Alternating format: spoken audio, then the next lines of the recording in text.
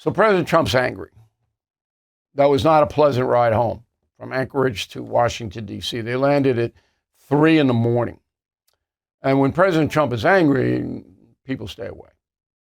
Okay? Same thing with me. So I know how that is. He's angry because Putin's leading him along. And he went out of his way, as everybody knows, to be respectful to this evil dictator. A lot of people object to that. But of course, as I wrote in my column on Sunday, and my message of the day today, there's no other way to deal with Putin. You can't threaten him. He's got nukes. All right? You can't diminish him, because then he'll just dig in and you'll never get a deal. So the president rolls out the red carpet and the flyover and the car and all of this. And of course, the anti-Trumpers, who don't care about their country at all or the world, they use that as a criticism. And we'll get into that in a little bit. But Trump really thought he was going to walk away with something concrete like a ceasefire for 30 days so they could work out details of a peace agreement in Ukraine, between Ukraine and Russia. And it didn't happen. And it wasn't even close to happening. So Trump believes that Putin is now, disingenuous. And I think, to be fair, that President Trump overestimated his ability to bring this madman in. And the key to it is, as you'll read in my book, Confronting Evil, which is coming out in 2 weeks now, Putin likes to kill people.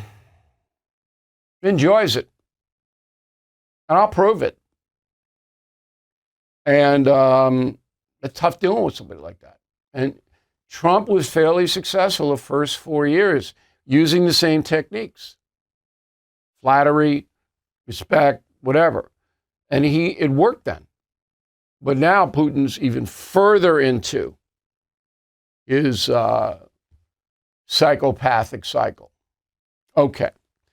So today, there was a meeting in D.C., and we're still awaiting the micro details. I'll have it for you tomorrow. Zelensky showed up, and that was the right call. Got to get Zelensky in here. And then a bunch of European leaders, the European Commission President, Ursula von der Leyen, NATO Secretary General Mark Rutte, British PM Keir Starmer, French President Emmanuel Macron, German Chancellor Friedrich Merz, Italian Prime Minister Giorgia Meloni, Finnish President Alexander Stubb.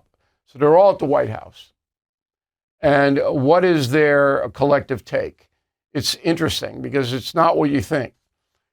They're hemorrhaging money over there.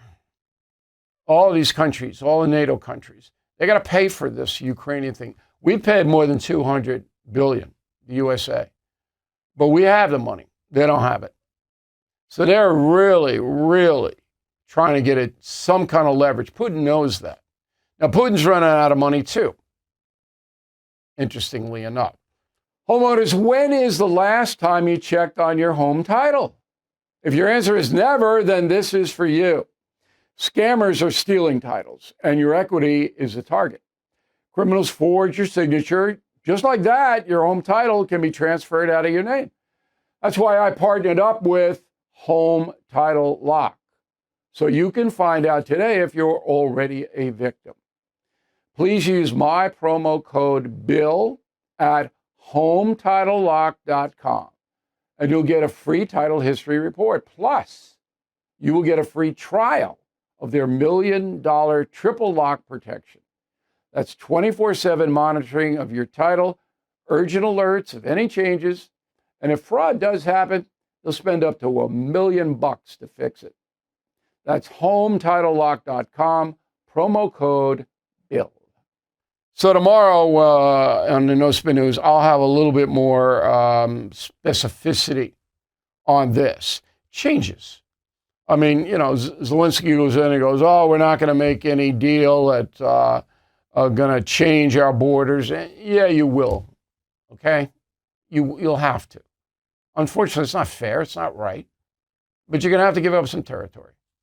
And in return, you'll get security guarantees, which is going to be good for the Ukrainian people. But there's a lot of huffing and puffing going on over here. I will be on News Nation tonight at 9 p.m. with Leland Vittert.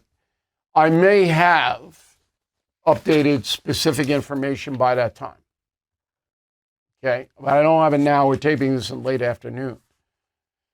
Okay, so ahead of the meeting in Washington, Trump puts out a social post. Quote, President Zelensky of Ukraine can end the war with Russia almost immediately if he wants to, or he can continue to fight. Remember how it started. No getting back. Obama given Crimea 12 years ago without a shot fired, and no going into NATO by Ukraine. Some things never change. So, yeah, the NATO thing is the easiest. Ukraine does not have to join NATO. And that, Putin is using that. It's a straw card. Remember, NATO is no threat to Russia. None. NATO's never going to invade Russia. These European countries is the last thing they want. Okay? Putin just NATO, they're going to come after us. Oh, come on. It's just an excuse.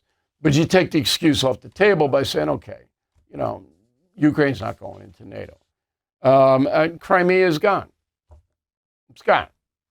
Not coming back unless you roll NATO tanks into it, and it starts World War III. Again, the column that I wrote on over the weekend is called Dancing with the Devil, what should happen now. So Trump's got to get tough with Putin. But here's the essential point. Trump does not have to get tough with Putin in public. He doesn't. Because that works against him. He's got to tell Putin privately, look, Vad, this is what's going to happen to you. Now, I'm not going to make an announcement, so it's mano a mano, a cage match between you and me. That doesn't get us anywhere. But you continue killing innocent people, and we're going to bankrupt your country. And you. And you're not going to be able to pay your generals millions of dollars to protect you, which is what it's Putin. Putin's power is based on the fact that he pays his army an extraordinary amount of money to protect it. Okay, those payments go down. The oligarchs that support Putin, they're already going to get hammered. They'll throw him out. Not like Putin is one of these guys they love. They don't. So anyway, but to do it publicly is not the way to go. And that's a memo.